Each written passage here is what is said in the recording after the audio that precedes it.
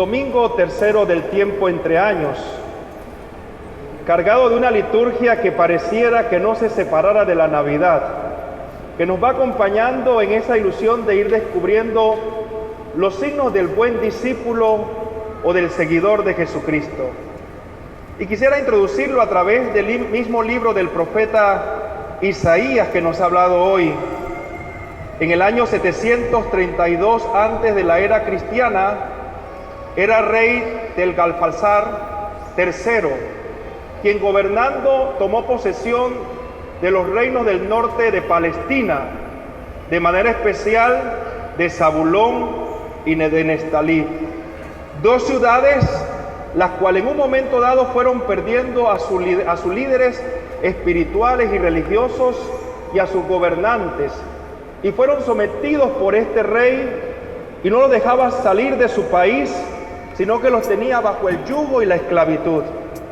Por eso, en medio de esa oscuridad, Dios nos hace resonar su palabra para recordarnos que Él trae la esperanza y la misericordia a todos los hombres. Que desde la propia experiencia de la palabra viene a iluminarnos y decirnos: he enviado una luz que va a disipar las tinieblas en la cual se encuentra sumergida el pueblo amado por Él. Por eso ese resonar de la luz nos recuerda todavía la Navidad, la luz esperanzadora que llega al corazón de los hombres para que encontremos ese sentido de salvación verdadera. Y desde esa realidad, desde esa experiencia profunda, tengo que decirle que la propia palabra nos recuerda a través del libro de los Jueces la guerra desatada en Gedeón. En ese libro nos narra cómo el pueblo de Israel, sufriendo ese combate, la mano de Dios nunca lo abandonó.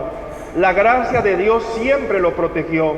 Y es bueno porque en estos momentos donde a veces nos volvemos y miramos el mundo vuelto en la desesperanza y en medio de la oscuridad, Dios viene con su luz para iluminar nuestra vida, para dejarnos en el camino correcto y romper las cadenas que muchas veces cada uno de nosotros tiene como atadura terrenal. Ese signo de la esperanza entonces nos convierte a una realidad renovadora en nuestra vida. Nos invita por tanto a tener una esperanza en medio de las oscuridades que cada uno tiene que vivir en su vida diaria, en la naturaleza del hombre. Por eso, desde esa realidad y conectándonos con el Evangelio de hoy de San Mateo, quiero recordar dos personajes que están marcados hoy en el mismo. La primera es recordar a Juan el Bautista, que de una u otra manera nos predicó un camino de conversión, que nos invitó por medio del agua a reconocer la esencia de ser hijos de Dios también, que nos recordó que por medio del agua se sumerge la gracia del Hijo y que el Padre proclama la grandeza cuando baja la paloma sobre él. Este signo nos lleva entonces a comprender el lazo tan profundo entre Juan el Bautista y Jesucristo.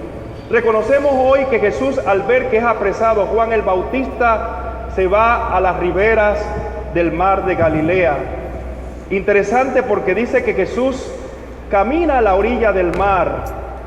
El mar yo lo respeto mucho, porque cuando uno mira el mar, uno ve la grandeza de él, el infinito de lo que es como la abundancia del cielo. Pero el mar, si se atreve por Dios a entrar, nos destruye. Por eso tiene que ser respetado, porque cuando Dios lo creó para una naturaleza y vio que era bueno para la vida del hombre. Por eso podemos decir que Dios, a través de Jesucristo, camina a la orilla del mar. Caminar, nos recuerda la palabra de Dios hoy, es caminar en el Espíritu. Es caminar hacia la orilla, y cuando usted va al mar y camina, usted medita y empieza la reflexión humana, empieza a descubrirse las realidades. Por eso hoy cuando Jesús camina por el mar, nos está hablando del camino espiritual que tiene que tener el hombre. ¿Y cómo es ese camino espiritual?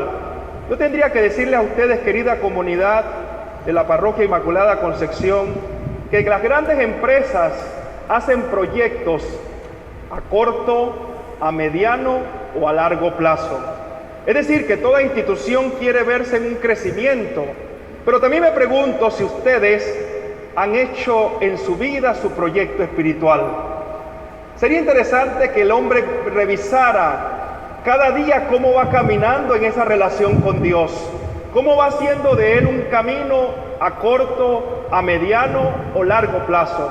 ¿Cómo usted se quiere ver dentro de 10 años, dentro de 15 años o dentro de 20 o 40? ¿Cómo usted se va capacitando para ir entendiendo cómo tiene que ser su vida? Yo diría que hoy Jesús inaugura el plan básico de la salvación. ¿Y cómo lo inaugura? Nos dice claramente la palabra que Jesús predicó la conversión para entrar en el reino de Dios. Todos sabemos lo que significa la palabra conversión, que viene de una terminología griega que es metanoia, es decir, el cambio.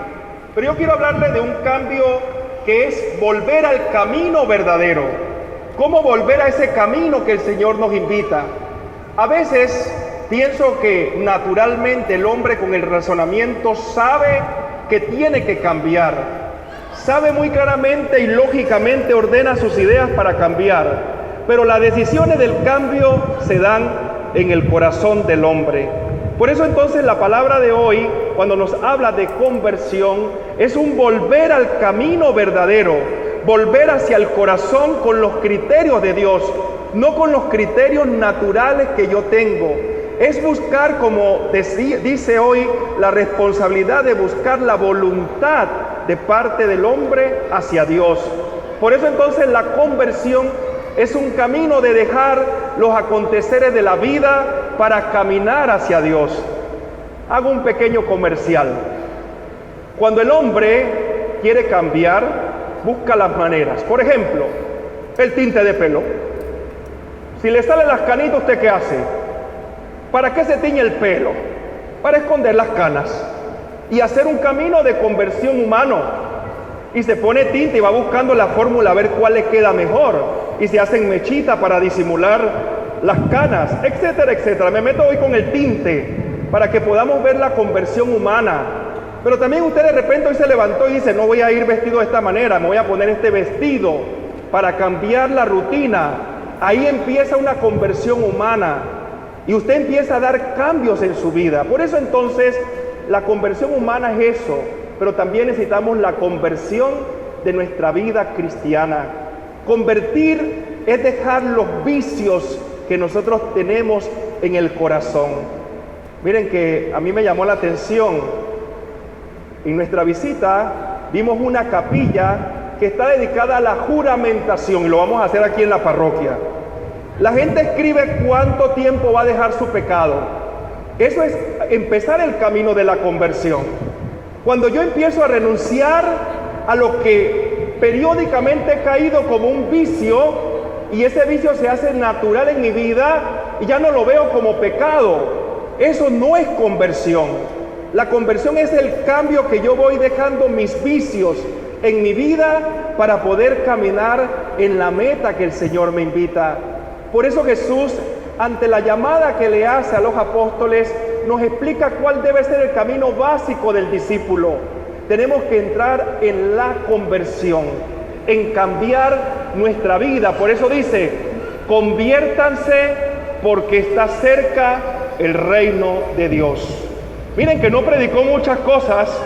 Conviértanse porque ya está cerca el reino de Dios.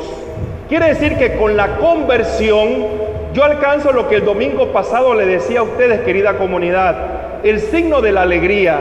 La conversión verdadera es cuando el hombre tiene alegría en el corazón, cuando no se disipan nuestras situaciones humanas y dejamos verdaderamente que Dios haga su trabajo en nuestra vida. Por eso entonces la metanoia es el cambio de lo natural de nuestra vida, renunciar a las condiciones naturales para vivir bajo el criterio de Dios. ¿Y cómo empieza ese criterio de Dios? Después del plan básico, ahora lo desarrolla diciéndole, pasando a la orilla del mar, ve a dos personajes, a Pedro, conocido como Simón, y a Andrés, y le dice, ven y sígueme. Y ellos, dejando sus redes, lo siguieron.